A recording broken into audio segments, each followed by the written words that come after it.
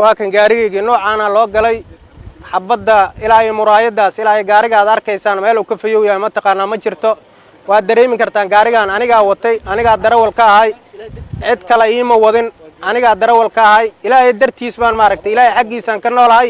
لبن بانهين وقاريجي جودي سكوتشري شركة يربا إيسار راي يركان يقول دجن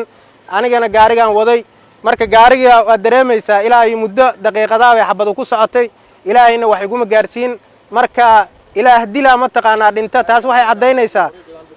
waxay cadeynaysaa niman tiisu soo gelin inuu dhimanayn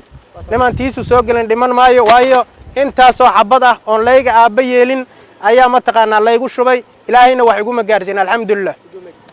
waxaan ay gudoomiye ku-xigeenka degmada Wadajir ee arrimaha siyaasadda magacaygu waa Ciise Sharaawe Cabdi oo ah gudoomiye ku-xigeenka arrimaha siyaasadda degmada Wadajir fal la yaab la maanta igu dhacay degmada Wadajir anigoo ku jiro waqtigayga shaqada oo u sii socda degmada ayaa degmada horteeda meesha degmada iyo laamiga intii u dhaxaysa ayaa koox burcada oo gaari saarufo wata waxay igu hor jareen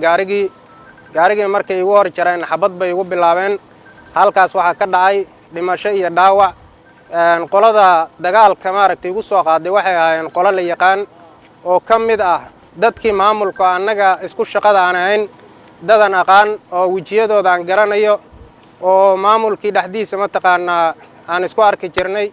oo maamulkii qaybo ka mid ah ma taqaanaa la shaqaynayay ilaa ay hadda waan yaabanahay mana garanayo sababta ay ku dhacday nin adiga aadan iska ilaalinayn oo cadowgaaga aadan ka dhiganayn inuu adiga ku soo weeraro ilaa ay hadeerna ma garanay ujeedada la soo weeraray oo la doonayay in dhiigayga lagu banaysto lagu qaarijiyo waxaan ogaaday qaybo ka mid ah ayaa lagu soo qabtay nolosha lagu soo qabtay qaybna dhaawac baa lagu soo qabtay oo waliba ay naga fakadeen oo gadaalan ka soo qabanay dhaawacooda iyo noloshoodaba aan soo qabanay ilaahay baa maaragtay qofku markuu daacad yahay waddo uu ifinayo ilaahay baa maaragtay noo ifiyay waana soo qabanay dhaawacoodayna isbitaal Madiina ayuu yaalaa qaybihii nolosha lagu soo qabtayna saldhigga Wadajir ayay ku xiran yihiin waxaan codsanayaa laamaha amniga inay hawshaas ay ka maaragtay ka howlgalaan waliba si degdeg ah si internetkuuda uu si cad yahay ma moodayn maanta ka soko inaan leenahay laba cadow laakiin maanta waxay caddaatay cadowgii inuu ka dhax bilowday dawladdii dhaxdeeda oo dadkii annaga aan maaragtay isweeshanaynay oon isku xaquuqda ahayn oon isku shaqada aan ahayn oon hal doon isla saarayn in ay cadow nagu yihiin ay isbaaro maaragtay dawladdii ka soka isbaara u taalo inaan la rabin in la wada shaqeeyo dad maaragtay belaysan oo amnigii maaragtay iyo argagixiso ummadii ku abuuraya inay ummadii u dhaxeeyaan ay dawladnimadii ay ka soo horjeedaan oo isbaara ay u taal taasna waxa cadeynaysa nin kula shaqeynaya oo dhinacaaga taagan inuu dhibaato kugu yahay oo adigii uu kugu soo jeedo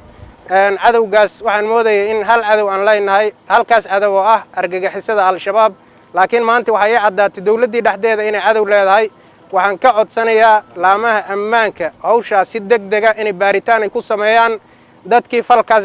geestayna sharciga la hor keeno waajibkooda la marsiiyo laamaha ammaanka mar kale mar saddexaad waan ku soo celinayaa waxaan leeyahay hawshaas ha laga daba tago haddaan laga daba tegin hawshaas oo cadowga annaga hoosteena fadhiya oon iska ilaalinayno al-shabaab ayagaa ka daran ayagaa argagixiso ah ninka kursiga kugu dhegan fadhiya ku soo hubaynaya ku soo dilaya kuu soo diraya dadkii ma taqaanaa la shaqaynayay dad adiga iska ilaalinayno maaragtay hubka markaad wadato intaad soo dhigto asaga aad maaragtay maciin bidayso asagana ku dilayo hawshaas waxaan ka codsanayaa dawladda federaalka ah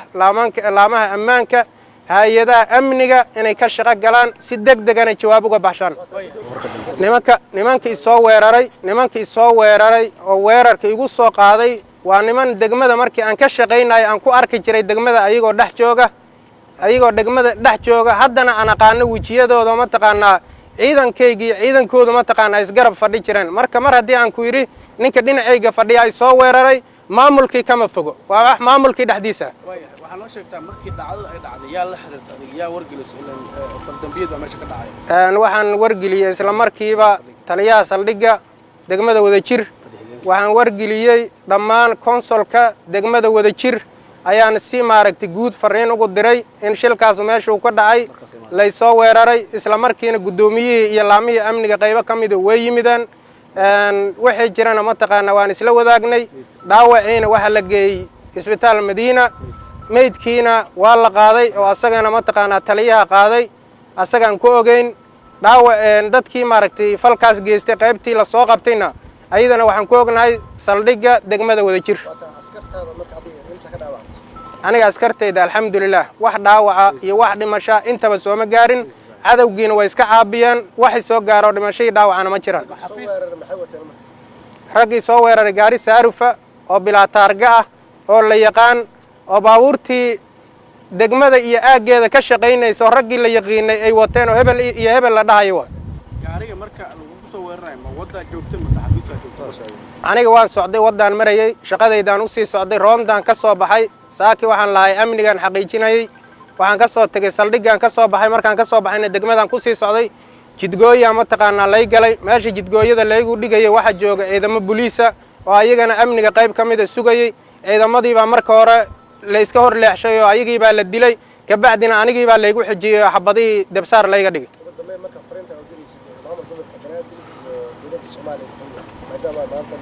fariinta aan dirayaa waxay tahay waxaan doonayaa cadaalad waxaan leeyahay waddankan waxa lagu maamuli karaa ama ummaddu wax lagu hogaami karaa waxay tahay cadaaladda in loo sinaado waxaan farayaa waxay tahay waxaan doonaynaa si degdeg ah dadkii ku fal lahay kiiskaas argagixisannimada ah oo isku day dilka ah in bahalnimada ah saaka laygu soo weeraray in la soo qabto shareecada la horgeeyo weliba si degdeg ah lagu soo qabto